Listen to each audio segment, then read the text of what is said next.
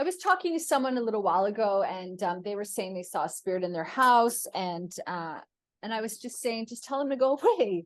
Yeah. And they were really confused that they had the choice. And I think that when Yeah. I first got into mediumship, I think I've shared on the show before, where I had a Yeah. theta healing to help me Yeah. remove my fear program, and then it opened Yeah. up and I was able to do it.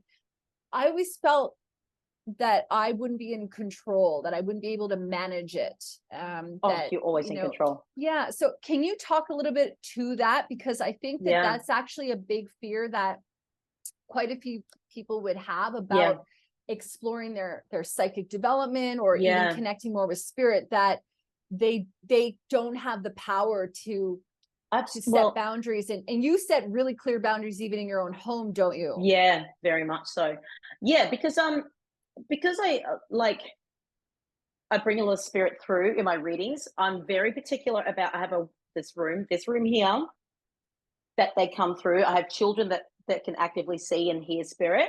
So they can't be floating around the house. I've had a few naughty ones. They'll come and shake me awake at night, which I'm just like, no, office hours, and I tell them to pee off. Otherwise I won't bring them through. Yeah. But and you do it just like that, don't you? You just say no. Oh yeah, I get mad. I don't like anyone waking me up, whether it's my kids, my husband, or a spirit. But I'm very particular because I know that they know I've set boundaries in my house. The granddads don't care; they float around. But I just you can't tell them to do anything. But you have control over your physical life and your spiritual life. There is definitely spiritual interjections and divine experience that can come in, but we are sovereign of our own energy, and we have seniority of our own energy, and that includes our energetic field around us, and it's very important that we own that sovereignty.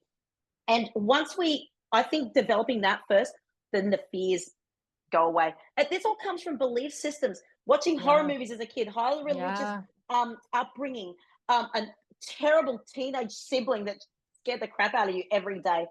All those little things build up into these filters. So when we see spirit or hear spirit, or even anything to do with psychic development, we are very fearful of it. So we need to remove those fears. And that comes from, I think, really, it comes from starting with owning your own energy, owning your own right. It's like when you first start developing as a teenage girl or a young man, your body starts changing and people start looking at you. Well, you're going to be like, you know what? This is my body, my rules. It's the same spiritually. My spiritual energy, my rules. Because once you lose that sovereignty, you're giving your power away. And we're such beautiful, divine, powerful creatures. And owning that power and learning about that power is where it begins. And then I think those filters will start to drop away. So as I lost my fears of spirit, that's when they started coming through, and they're beautiful, clear energy and light and love, So I think it's very important to own your own energy and to believe that you have your own rights. So